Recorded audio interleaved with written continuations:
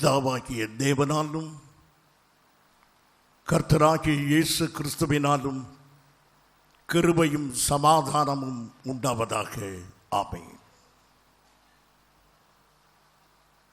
இன்றைய செய்தியினுடைய தலைப்பு தேவரீர் காண்பித்த தயவு.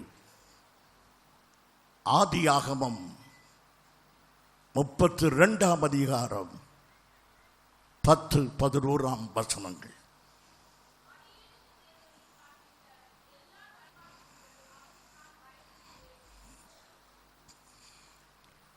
முற்பிதாக்களில் ஒருவனாகிய ஈசாக்கு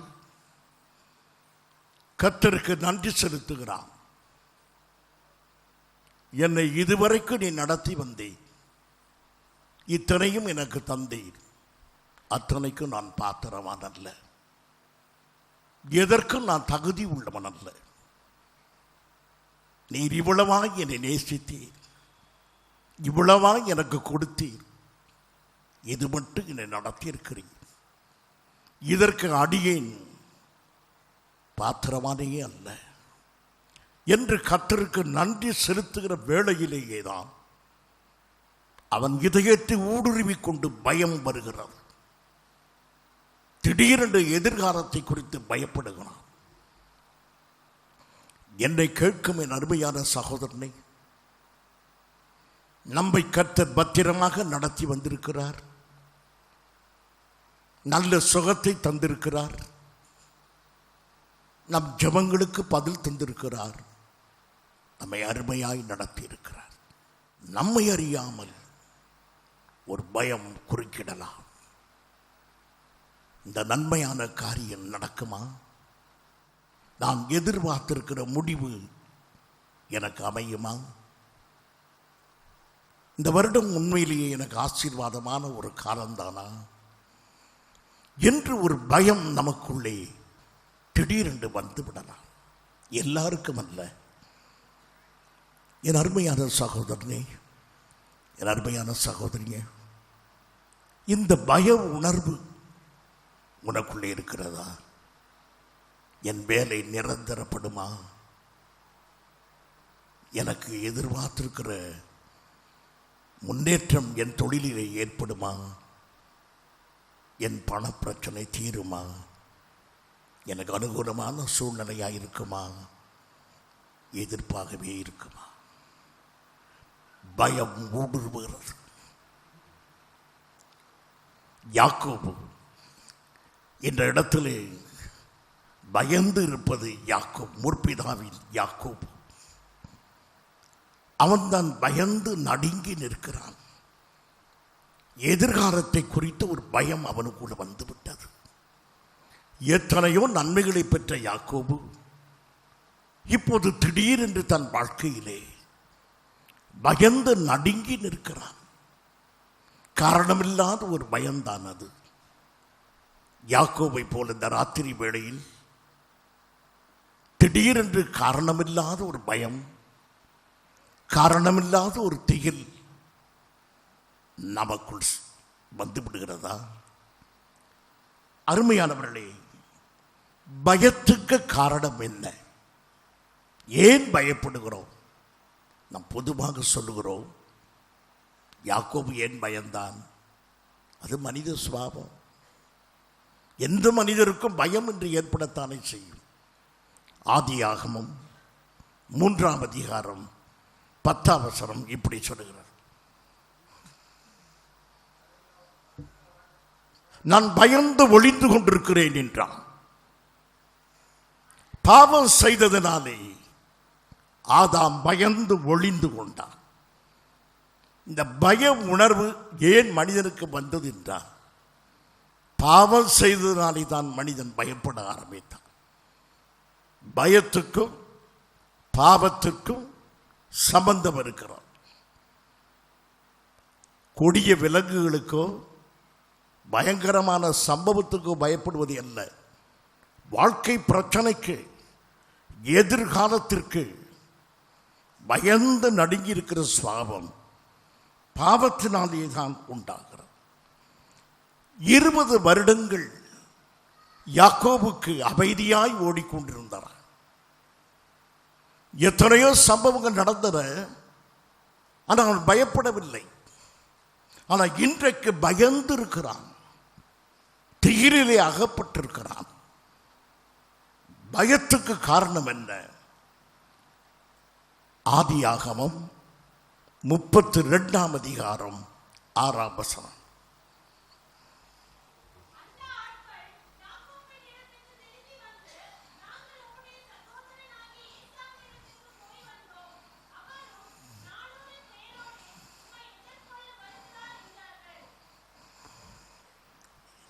ஒரு சகோதரனாகிய ஏசா, உன் சகோதரனாகிய ஏசா 400 பேரோடு கூட உன்னை எதிர்கொள்ள வருகிறான். சகோதரன் 20 வருஷம் கழித்து பார்க்க வருகிறான். மனதார தன் தம்பியை நேசித்து வருகிறான். வேதம் சொல்கிறது அவனை எதிர்கொள்ள வருகிறான் என்று. அவனை கட்டி அணைத்து தன் தம்பியை அரவணைத்துக் கொள்ள அவன் வருகிறான். ஆனால் அன்பாக வரக்கூடிய தன் அண்ணனை சத்துருவாக எண்ணினான், பகைவனாக எண்ணினான். தன்னை தழுவிக்கொள்ள வருகிறார் தன்னுடைய அண்ணனை ஒரு துரோகியாகவே எண்ணி பயப்பட காரணம் என்ன? உனக்கு அனுகூலமாய் திறக்கப்படுகிற வழியை தவறான பாதைக்கு தலைவாசல் என்று எண்ணுகிறாயோ? ஆசீர்வாதமாய் துவங்குகிற காலத்தை சாபத்தின் துவக்கம் என்று தவறாக எண்ணுகிறாயோ? ஏன் அவனுக்கு அந்த பயம்? அந்த பயத்திற்கு காரணம் அவரது பாவ வாழ்க்கை.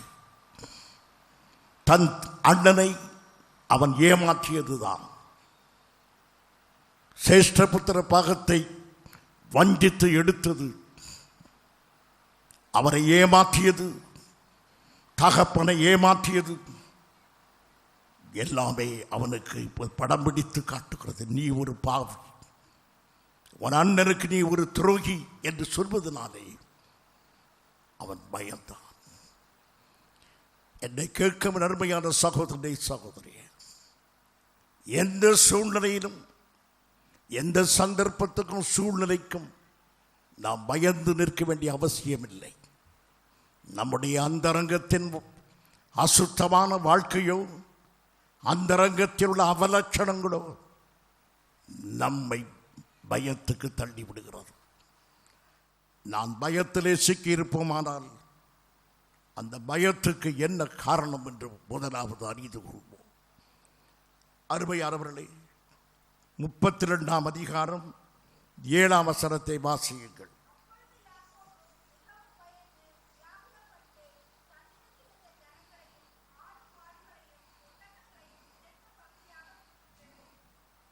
வாசியுங்கள்.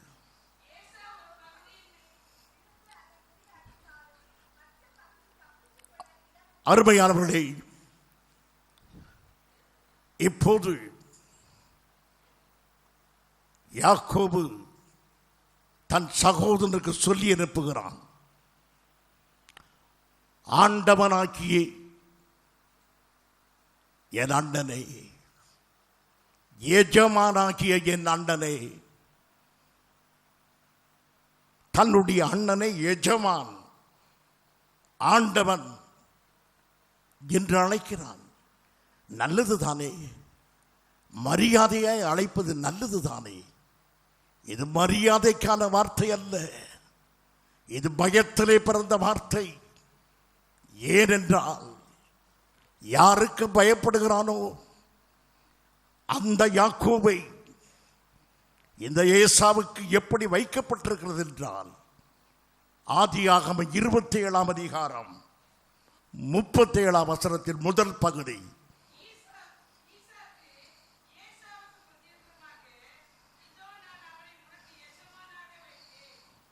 நான் அவனை உனக்கு எஜமானாக வைத்திருக்கிறேன். ஏசா, யாக்கோபு உன் தம்பி உனக்கு எஜமான், உன் தம்பிக்கு நீ சேவை செய்வாய். இதுதான் கர்த்தருடைய வார்த்தை. என்னை கேட்கும் அருமையான சகோதரனே, நமக்கு ஆயிரம் ஆயிரம் சிந்தனைகள் இருக்கலாம், ஆயிரம் ஆயிரம் விருப்பங்கள் இருக்கலாம். உலக பழக்க வழக்கத்தோடு நாம் ஒத்து போகலாம். அண்ணனை ஆண்டவனே என்று கூப்பிடுவது உலக வழக்கம். அண்ணனை பார்த்து எஜமானே என்று அழைப்பது உலக வழக்கம். ஆனால் கர்த்தரோ அப்படி வைக்கவில்லை. ஏசாவை அவனுக்கு எஜமானாக வைக்கவில்லை. யாக்கோபுதான் ஏசாவுக்கு எஜமான். இது கர்த்தருடைய அமைப்பு, இது கர்த்தருடைய சித்தம். இதற்கு மாறாக யாக்கோபு நடந்து கொண்டதுதான் பயத்தின் விளைவு. அருமையானவர்களே, தன் அண்ணனோடு ஒப்புரவாக வேண்டுமென்று அவன் எண்ணியது சரிதான். ஆனால் அந்த ஒப்புரவாகுதலுக்குள்ள அடிப்படை அபலட்சணமானது. அது தேவ சித்தத்துக்கு மாறானது. கர்த்தர் அவனை எஜமான் என்று வைத்திருக்கும் போது அடிமை என்று போவது சமாதானத்துக்கு ஏற்ற வழி அல்ல. என் அருமையான சகோதரனே, சகோதரிய, உலகத்தில் ஒப்புரவாக்கி போவது, குடும்பத்தில் ஒப்புரவாக்கி போவது என்பது தேவ வார்த்தைக்கு மீறி அல்ல. கணவனோடு ஒத்து போக வேண்டும் என்பதற்காக கணவன் சொல்கிற பாவத்தை செய்வதல்ல. மனைவியோடு ஒத்து போக வேண்டும் என்பதற்காக மனைவி தவறாக நடத்துவது சரி என்று சொல்வதல்ல. ஒத்துப்போவது என்பது தேவ வார்த்தைக்கு மாறாக ஒரு காம்ப்ரமைசிங் ஸ்பிரிட் வேலை செய்யக்கூடாது. அதுதான் இவனுக்கு வேலை செய்தது. தேவனுடைய வார்த்தைக்கு மாறாக அவன் எஜமானே என்று கூப்பிட்டதுனாலே ஒப்புரவாகி விடலாம் என்று எண்ணுகிறான். பிரியமானவர்களே, எங்கேயும் சமாதானம் பண்ணிக் கொள்வது நல்லதுதான். ஆனால் சமாதானத்துக்கு அஸ்திவாரம் தேவனது வார்த்தைகள், தேவனது வழிநடத்தல், தேவனுடைய ஒப்புதல், தேவனுடைய சித்தம். இதை விட்டு மாம்சீகமாக விட்டு கொடுப்பதோ ஒத்துக்கொள்வதோ ஒத்துப்போவதோ சமாதானத்தை உருவாக்கினால் அது தேவனுக்கு பிரியமில்லாத ஒன்று. ஏசாவோடு ஒத்துப்போவதற்கு இந்த பரிசுகளெல்லாம் அனுப்பி ஆண்டவரே, என் எஜமானே என்று அழைத்தது தேவனுக்கு பிரியமான காரியம் அல்ல. வாசற்படியிலே தட்டுகிறார்கள். உள்ளே நிற்கிறான் லோத்து. யாரது தட்டுவது? இந்த ஊரில் பொல்லாத வாலிபர்கள் என்ன வேண்டுமா? நம்மிடத்தில் வந்திருக்கிற தேவ தூதர்களை கொண்டு வா என்று கேட்கிறான். வந்த விருந்தாளிகளையா கேட்கிறான்? ஆமாம், நீங்கள் போய் சொல்லுங்கள், இந்த விருந்தாளியை அனுப்ப மாட்டேன், என் வீட்டுக்கு அடைக்கலமாய் வந்த விருந்தாளிகளை அனுப்ப மாட்டேன். நல்லது, நல்ல வார்த்தை. அதன் பிறகு சொல்லுகிறான், என் குமாரத்திகளை எடுத்துக்கொள். அபலட்சணம். தேவனுக்கு விரோதமான ஒரு ஒத்துப்போதல். சத்தியத்துக்காக ஒத்து போக வேண்டும், நீதிக்காக ஒத்து போக வேண்டும். அதை விட்டு உயிர் தப்புவதற்காக அங்கும் எங்குமாக ஒத்துப்போவது என்பது தேவனுக்கு பிரியமில்லாத ஒன்று. இந்த ஒத்துப்போகும் சுவாபம், தேவனுடைய நடத்தலுக்கு மாறாக ஒத்துப்போகும் சுவாபம், this ugly compromising spirit, அசுத்தமான ஒத்துப்போகும் ஆவி யாக்கோவை திகிலடைய செய்தது. யாக்கோபு பயப்பட வேண்டிய அவசியமில்லை. ஏனென்றால் ஈசாக்கின் ஆசீர்வாதம் அவன் தலை மீது இருக்கிறது. ஆபிரகாமுடைய ஆசீர்வாதம் அவன் மீது இருக்கிறது. பெத்தேலிலே கர்த்தர் அவனுக்கு தரிசனம் கொடுத்திருக்கிறார். அருமையான வார்த்தை கொடுத்தார். வழியிலே ஏசா கொன்று போடுவார் என்று பயப்படுகிறான். அன்றொரு நாள் புறப்பட்டு 20 ஆண்டுகளுக்கு முன்பு மனதிலே பாரத்தோடு புறப்பட்டு வரும்பொழுது மனாந்தர மார்க்கமாக வந்த யாக்கோபை கர்த்தர் சந்தித்து சொன்ன ஜீவனுள்ள வார்த்தைகள் என்ன? ஆதியாகமம் 28ஆம் அதிகாரம் 15ஆம் வசனம் அந்த ஜீவ வார்த்தையை சொல்லுகிறது. நான் உன்னோடு இருந்து நீ போகின்ற இடத்திலெல்லாம் உன்னை காத்து இந்த தேசத்துக்கு உன்னை திரும்பி வர பண்ணுவேன். நான் உனக்கு சொன்னதை செய்யும் அளவுக்கும் உன்னை கைவிடுவது இல்லை என்றார். இந்த வார்த்தையை சுமந்துதானே வந்தான். இந்த வார்த்தையை இதய பலகையில் எழுதின பிறகுதானே பெத்தேலை விட்டு புறப்பட்டான். 16 கழித்த நாட்களில் இந்த ஜீவ வார்த்தைகள் மங்கி போய்விட்டனவா? இன்றைக்கு ஏசா எதிர்கொண்டு வருகிறான் என்ற உடனேயே நான் உன்னை காப்பேன் என்ற வார்த்தை மங்கி போயிற்று. உன்னை பத்திரமாக இந்த தேசத்துக்கு கொண்டு வருவேன் என்ற வாக்குறுதி அப்படியே காற்றோடு காற்றாய் கலந்து போயிற்று. அதனால் தான் இதயத்திலே சஞ்சலம். என்னை கேட்கும் என் அருமையான சகோதரனே சகோதரியே, ஏன் பயப்படுகிறோம்? தேவனது வார்த்தைகளை மறந்தோம். கர்த்தருடைய வாக்குறுதிகளை தூரமாய் வைத்து நம்மோடு பேசின ஜீவ வார்த்தைகளை மறந்தபடியினாலே இன்றைக்கு பயப்படுகிறோம். கர்த்தருடைய வார்த்தையை விசுவாசிக்கிறவர்கள் பயப்பட மாட்டார்கள். ஆம் பிரியமானவர்களே, எத்தனையோ சிலாக்கியங்கள் வழிநடுக தேவ தூதர்களே கூட வருகிறார்கள். உன் வழிகள் எல்லாம் காக்கும்படி நான் தேவ தூதர்களுக்கு கட்டளையிடுவேன். கட்டளை பெற்ற தேவ தூதர்கள் அவனோடு கூட நடக்கவில்லையா? மக்னாயும் என்று சொல்லி கர்த்தரை அவன் துதிக்கவில்லையா? அடுத்த நிமிடமே அஞ்சி ஒடுங்கி நடுங்கி இருக்கிறானே. என் சகோதரனே சகோதரியே, உன் பிரயாணத்தில் உன்னோடு கூட தேவ தூதன் இருக்கும்போது நீ ஏன் பயப்படுகிறாய்? உன் வழிகள் எல்லாம் உன்னை காக்கும்படி தேவ தூதருக்கு கட்டளையிட்டார் என்று வேதத்தை வாசித்து ஜபித்து புறப்பட்ட நீ வழிப்பிரயாணத்தில் பயந்து நடுங்கி நிற்பதென்ன? யாக்கோபு ஜீவ வார்த்தைக்கு தூரமானான். அவன் கேட்ட சத்திய வார்த்தைகளுக்கு அவன் தூரமாய் போய்விட்டான். அதனாலே பயப்படுகிறான். இந்த சூழ்நிலையில் கர்த்தர் ஏன் ஏசாவை அனுப்பினார் என்றால் ஒரு முக்கியமான நோக்கம். யாக்கோபுக்கு நிலங்கள் உண்டு, யாக்கோபுக்கு ஆடு மாடு உண்டு, யாக்கோபுக்கு சொத்து சுகம் உண்டு, யாக்கோபுக்கு நல்ல மனைவி உண்டு, அவனுக்கு நல்ல தேவனும் உண்டு. அவன் ஒன்றே ஒன்று இல்லை, அவனுக்கு ஜெபம் இல்லை. அவனுக்கு எத்தனையோ சிலாக்கியங்கள், ஆனால் ஜெபிக்காதவன். யாக்கோபு ஜெபம் பண்ணாதவன். என்ன சொல்கிறீர்கள்? நமக்கு ஒரு முன்மாதிரி இருக்கிறீர்களா? ஜெபம் பண்ணாத முற்பிதாக்களில் ஒரு அவனை ஜெபம் பண்ண வைப்பதற்குத்தான் கர்த்தர் சூழ்நிலையை கொண்டு வந்தார். வனாந்திரத்தில் அவன் முழங்காலிட வேண்டும், கர்த்தரை பார்த்து ஜெபிக்க வேண்டும். அதனாலே தான் இந்த சூழ்நிலையை கர்த்தர் அனுமதித்தார்.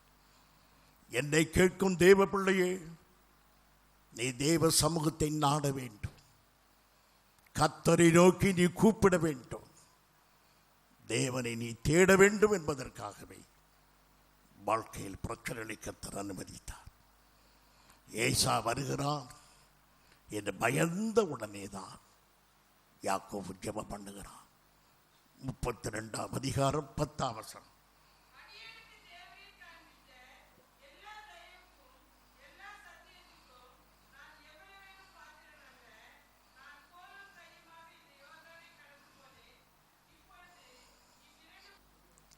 பிரியமானவர்களே, கர்த்தருக்கு நன்றி செலுத்துகிறார். நான் எவ்வளவேனும் பாத்திரமான் அல்ல. தன்னுடைய சாமர்த்தியத்தை நம்பினான், தன் அறிவை நம்பினான். ஆனால் இப்போது சொல்கிறான், நான் பாத்திரமான் அல்ல. தகப்பனை ஏமாற்றியவன், மாமனாரை ஏமாற்றியவன், அண்ணனை ஏமாற்றியவன், பல சூழ்நிலைகளில் பலரை ஏமாற்றியவன் தான் நான். எத்தன் என்று அழைக்கப்பட வேண்டியவன் தான். ஆனாலும் எனக்கு இவ்வளவு பெரிய காரியத்தை செய்தீரே, நான் எவ்வளவேனும் பாத்திரமான் அல்ல என்று சொல்லி அவன் ஜெபிக்க ஆரம்பித்தான். பிரியமானவர்களே, ஆகவே இந்த பிரச்சனையை அங்கே கொண்டு வந்தது கர்த்தர். ஏசாவை கொண்டு நிறுத்தியது கர்த்தர். எதற்காக? யாக்கோபை அழிப்பதற்கல்ல, யாக்கோபை உருவாக்க, அவரை முழங்காலில் நிறுத்தி தேவ தரிசனத்தை கொடுக்க. 2014 ஆண்டு ஜெபமில்லாமலேயே நாட்களை கடத்தினீர்களோ? வேத வாசிக்காத நாட்களாய் போய்விட்டனதோ? அப்பா பிதாவே என்று கூப்பிடாத வேளைகளாயிருந்தனவோ? நெருக்கமான சூழ்நிலைக்கு கர்த்தர் கொண்டு வருகிறார். ஏனென்றால் அந்த நெருக்கமான வேளையில் முழங்காலில் நின்று என் ஆண்டவரே என் தேவனே என்று நாம் ஜெபிக்க வேண்டும் என்பதற்காகவே வாழ்க்கையில் பிரச்சனைகளை கர்த்தர் அனுமதித்தார். பிரியமானவர்களே, இது ஒரு சாதாரண ஜெபம் அல்ல. அவன் ஏறெடுத்த ஜெபம் சாதாரணமான ஜெபம் அல்ல, பாரமான ஒரு ஜெபம், கண்ணீரின் ஜெபம். ஆம் பிரியமானவர்களே, பயம், திகில், நடுக்கம் எல்லாம் நிறைந்தவனாய் தனித்து நின்று கர்த்தரை பார்த்து எனக்கு உதவி செய்யும் என்று அவன் அழுகிறான், அவன் ஜெபிக்கிறான். பிரியமானவர்களே, ஒரு தாழ்மையான ஜெபம் பாருங்கள் என்ன சொல்லுகிறான். 32:10 திரும்ப வாசி.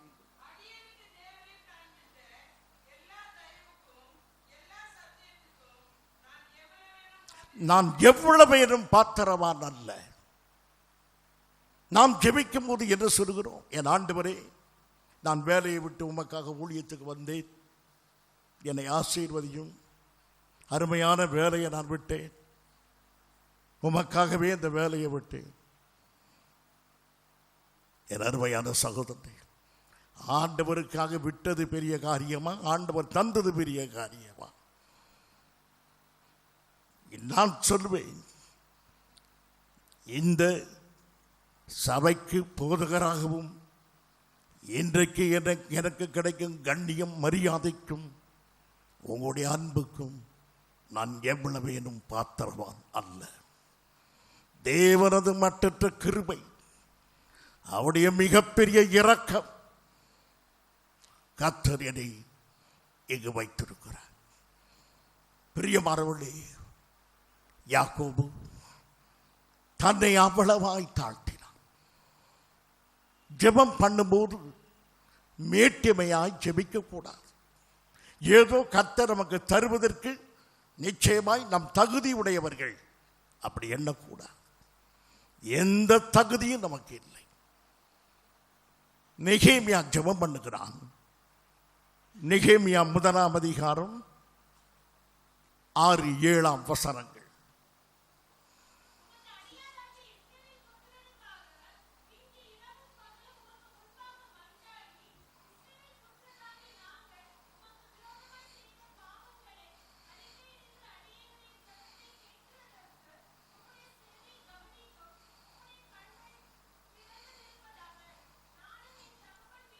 நானும் என் தகப்பன் வீட்டாரும் பாவம் செய்து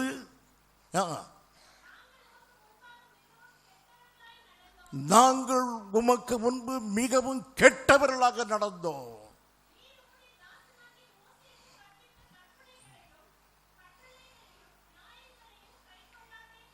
ஆம், 2014 கடைசி நாளிலே கர்த்தாவே என்னை ஆசீர்வதித்து சொல்லும்போது, என் ஆண்டவரே, ஜனவரி மாதத்திலிருந்து டிசம்பர் மாதம் வரையிலும் நான் கேட்ட வசனங்களுக்கு நான் கீழ்ப்படியாமல் போனேன்.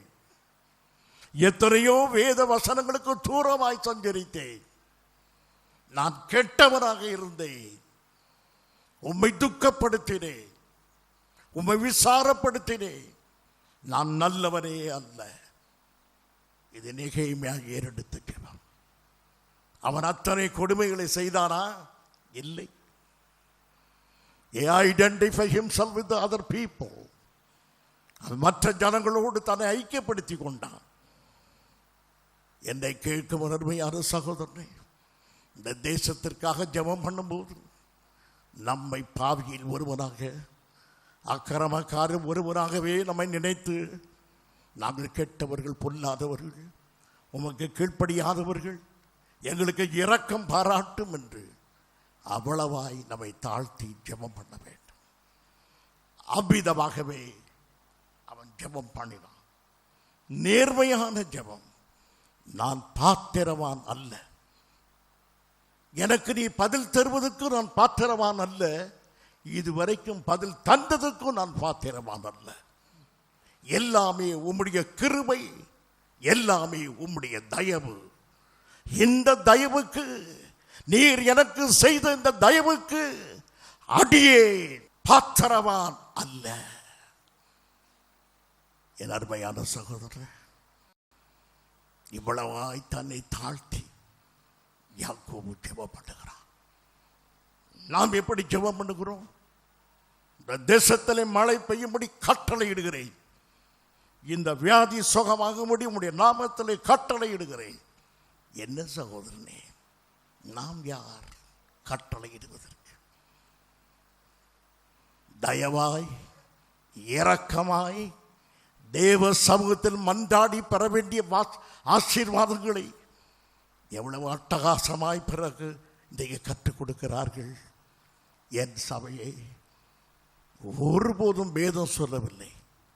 இப்படி சொல்லியிருக்கிறதே, வருங்காலத்தை குறித்து எனக்கு கட்டளையிடுங்கள் என்று.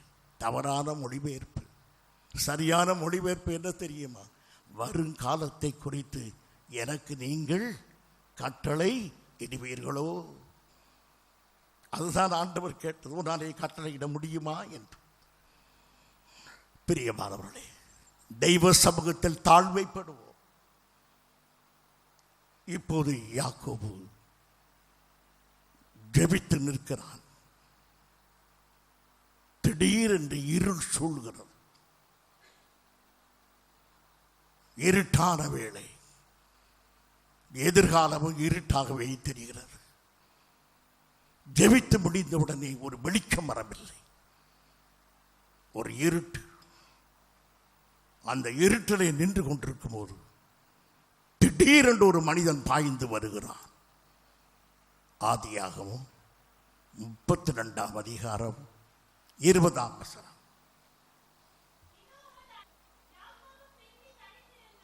யாக்கோபு பிந்தி தனித்திருந்தான். எப்போது சூழ்நிலைகள், சந்தர்ப்பங்கள், ஒரு பெரிய பரிவாரத்துக்கு சொந்தக்காரன், இத்தரைக்கு நான் சொந்தக்காரன் என்று சொன்னானே, அவனை கர்த்தர் தனியே நிறுத்தினார். சொந்த பந்தங்கள், நண்பர்கள், உற்றார், உறவினர் எல்லாரையும் விட்டு பிரித்து யாக்கோபை கர்த்தர் தனிமைப்படுத்தினார். இருள் சூழ்ந்து கொண்டிருக்கிறார். யாக்கோபு தனித்திருக்கிறார். வாசியுங்கள்.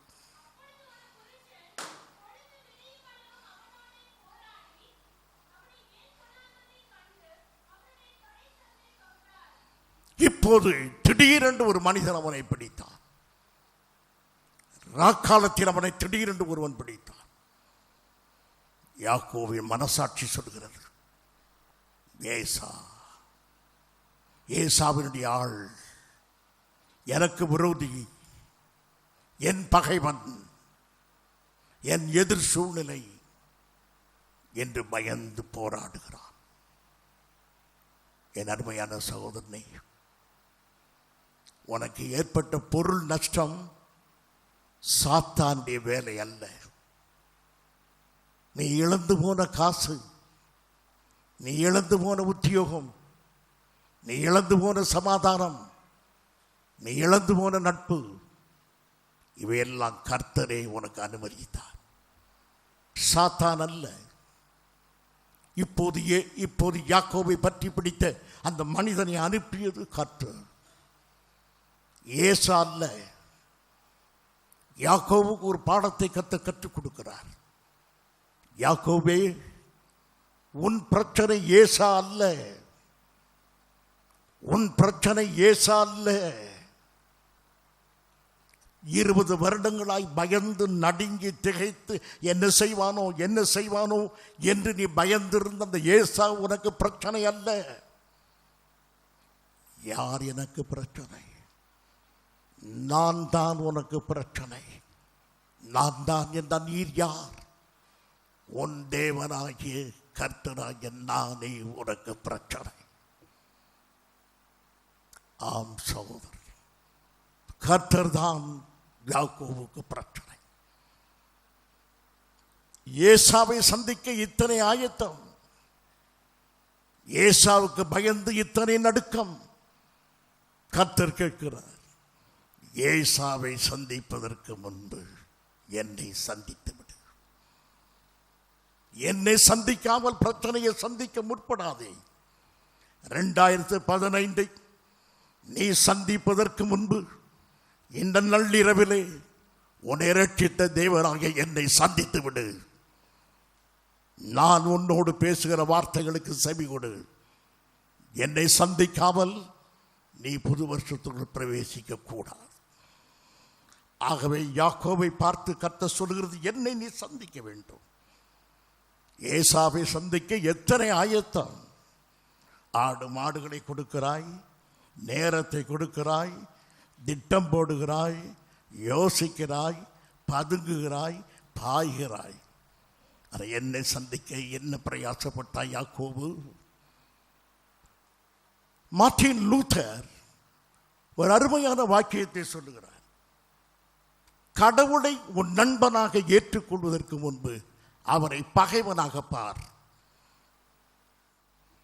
கர்த்தரை உனக்கு சிநேகிதராக நீ எடுப்பதற்கு முன்பு நீ அவரை யாராக சந்திக்க வேண்டும்?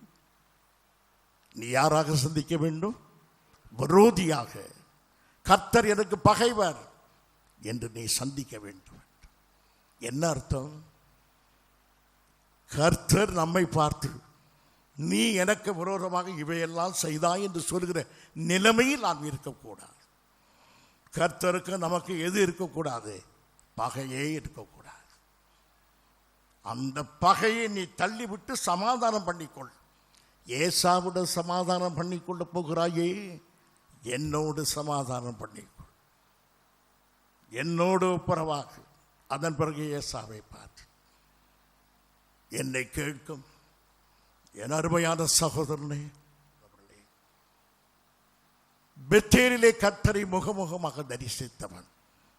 அது போதாதா? போதாது. தேவ தூதர்கள் அவனோடு கூட நடக்கிறார்கள். அது போதாதா? போதாது. இன்னொரு திருப்பம் தேவை. தேவனை யாக்கோபு சந்திக்க வேண்டும். பிரியமானவர்களே, ப்ராக்ரஸ் ரிப்போர்ட் இருக்குது. அப்பா அங்கே இருக்கிறார். ப்ராக்ரஸ் ரிப்போர்ட்டில் டீச்சர் ரொம்ப அழகாக எல்லா பாடத்துக்கும் கீழே சிவப்பு கோடு போட்டு நல்ல அழகாக கொடுக்குறாங்க. நல்ல கலர். மற்றவங்களுக்கெல்லாம் ப்ளூ, நமக்கு ரெட்டு. தகப்பனை சந்திக்க, அப்பா நான் ஸ்கூலுக்கு போகிறேன்ப்பா. சரிப்பா. அப்பாவை சந்தித்தது போல மகன் போகிறான். அப்பாவிடம் போய் இந்த ப்ராக்ரஸ் ரிப்போர்ட்டை காட்டி, நான் இப்படி ஃபெயில் ஆகிவிட்டேனப்பா. தன் குற்றங்களை அப்பாவிடம் சொல்ல மனமில்லை. குட் மார்னிங் டாடி என்று சொல்லிவிட்டு போனது போதும் என்று எண்ணுகிறான். அதுபோலவே இன்றைக்கு praise the Lord, praise the Lord, praise the Lord மணிக்கணக்கில் சொல்லுகிறார். மனமாற்றம் உண்டா? தேவ சமூகத்திலே எத்தனை முறை கர்த்தாவே கர்த்தாவே என்று சொல்கிறோமே, அவருடைய வார்த்தைக்கு கீழ்ப்படிந்தோமா? யாக்கோபு எத்தனையோ சிலாக்கியங்களை பெற்றவன், தேவனோடு பேசுகிறவன், தேவன் தரிசனம் கொடுத்தவர், தேவன் நடத்தி இருக்கிறார், தேவ தூதர்களை கொடுத்தார். இத்தனை இருந்தும் அவன் தேவனோடு அவனுக்கு ஒரு அப்பாயின்மெண்ட் இல்லை. Jacob didn't have any appointment with God. என் அருமையான சகோதரனே, கர்த்தரோடு உங்களுக்கு ஒரு சந்தர்ப்பம் உண்டா? தேவனோடு போன வருஷம் எத்தனை முறை கர்த்தரோடு சந்தித்தீர்கள்? காலையில் எழுந்ததும் என்னை ஆசீர்வதி, இந்த நாள் பூரா கூட வாரும் தகப்பனே நமக்கு ஸ்தோத்திரம், நேரம் அதிகமாக விட்டு சாயங்காலம் சந்திப்போம். இந்த ஜெபமா? ராத்திரி வேளையில் இருள் சூழ்ந்த ஒன்று, இயேசுவே பயமாக இருக்கிறது, குளிராக இருக்கிறது, எனக்கு போர்வையாகிரும், வெளிச்சமாகிரும், இந்த ஜெபமா? என் பிரியமான சகோதரனே, ஒரு ஆழமான அர்ப்பணிப்பு, தேவனுக்காக நம்மை கொடுக்கிற ஒரு அர்ப்பணிப்பு, அதுதான் யாக்கோபிடத்தில் இல்லை. God needed an appointment with Jacob. Jacob, I want an appointment with you. உன்னோடு நான் பேச விரும்புகிறேன். நீ பதனாராமிலே என்னோடு பேசவில்லை, ஆடுகளை மேய்க்கும் போது என்னோடு பேசவில்லை, ராகேலோடு பேசிக் கொண்டிருக்கும் போது என்னோடு பேசவில்லை, சொத்துக்களை தேடும்போது என்னோடு பேசவில்லை. ஏசா வந்தது என்னை நோக்கி கூப்பிடுகிறாய். I want an appointment with you. நான் உன்னோடு பேச விரும்புகிறேன். ஏசாவை பற்றி தள்ளு, மற்ற பிரச்சனைகளை தள்ளு, எனக்கும் உனக்கும் பிரச்சனை இருக்கிறது. Right now meet me. இப்போது என்னை சந்தை. நம்மோடு கர்த்தர் சந்தித்து நம்மோடு பேசுவதற்காகவே அழைத்தார். வேதம் சொல்லுகிறது, யாக்கோபு பிந்தி தனித்திருந்தான். He was cornered. He was ஒரு மூலையில் அவன் தள்ளப்பட்டான், தனித்து விடப்பட்டான். என்னை கேட்கும் என் அருமையான சகோதரனே, அநேக சூழ்நிலைகளிலே நீ தனித்து விடப்பட்டிருக்கிறாயா? அது கர்த்தருடைய ஏற்பாடு. குடும்பத்தை விட்டு நீ தனித்து இன்றைக்கு இருப்பது நீ ஏற்படுத்தி கொண்டதல்ல. It's God's appointment. நீ ஒன்றை செய்ய வேண்டும் என்பதற்கு திட்டம் போட்ட அதல்ல. மோர் தேன் தட், அதை விட அதிகமாக கர்த்தர் உன்னோடு பேச போகிறார். God has a plan for you. தேவன் உனக்காக ஒரு திட்டம் வைத்திருக்கிறார். உன்னை பிரகாசிக்க பண்ண போகிறார். உன் எதிர்காலம் பிரகாசமாக இருக்கும். இனி கர்த்தர் உன்னை கண்ணீரை துடைத்துக் கொண்டிருக்க மாட்டார். கண்ணீரே இல்லாதபடி உன்னை காக்க கர்த்தர் வல்லமை உள்ளவர். உன் பிரயாசங்களை கர்த்தர் ஆசீர்வதிப்பார். உன் போக்கையும் மரத்தையும் கர்த்தர் ஆசீர்வதிக்க வல்லமை உள்ளவர். அதற்கு முன்பு உன்னை தனியே நிறுத்துகிறார். நீ தனித்து கர்த்தருடைய சமூகத்துக்கு வர வேண்டும். ஆண்டவரே, எதற்காக என்னை தனியாக அழைத்தார்? நீ சரியில்லை யாக்கோபு, நீ சரியில்லை. அதனாலே தான் அவனை தனியாக வைத்தார். யாக்கோபுக்கு மிகப்பெரிய பலம் ஓட்டம். எப்போதும் யாக்கோபு ஓடுவான். அப்பா வீட்டிலிருந்து மாமனார் வீட்டுக்கு, மாமனார் வீட்டிலிருந்து அப்பா வீட்டுக்கு. நல்ல ஓட்டம். பிரச்சனை என்றதும் யாக்கோபு ஓட ஆரம்பிப்பான். பிரச்சனையை சந்திக்கவே மாட்டான். ஆண்டவர் அவன் என்ன செய்தான் என்று வாசித்தோம். அவன் தொடைச்சந்தை தொட்டார், அது சுளுக்கிட்டு.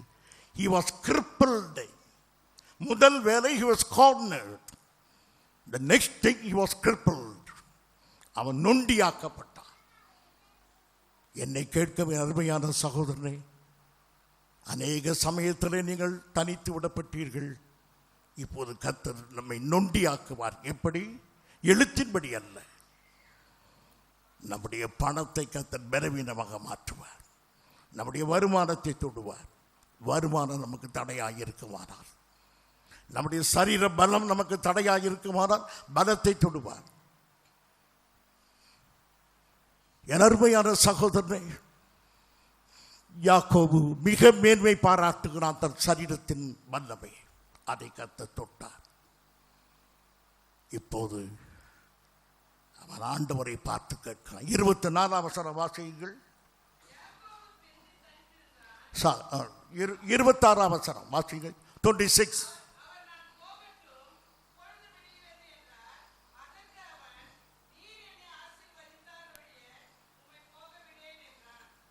இப்போது ராக்காலம் முடிகிறது, பொழுது விடிய போகிறது.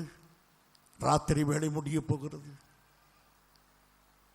ஆண்டவரே, என்னை தனித்து ஆக்கிவிட்டு இப்போது நொண்டி ஆக்கி இருக்கிறீர். என்னை ஆசீர்வதி. நீர் என்னை ஆசீர்வதித்த ஒழிய இந்த இடத்தை விட்டு நான் போகவே மாட்டேன். குடும்பமாக எங்களை ஆசீர்வதியும், தனிப்பட்ட விதத்தில் எங்களை ஆசீர்வதியும். எங்கள் குற்றங்களை உணர்கிறோம்.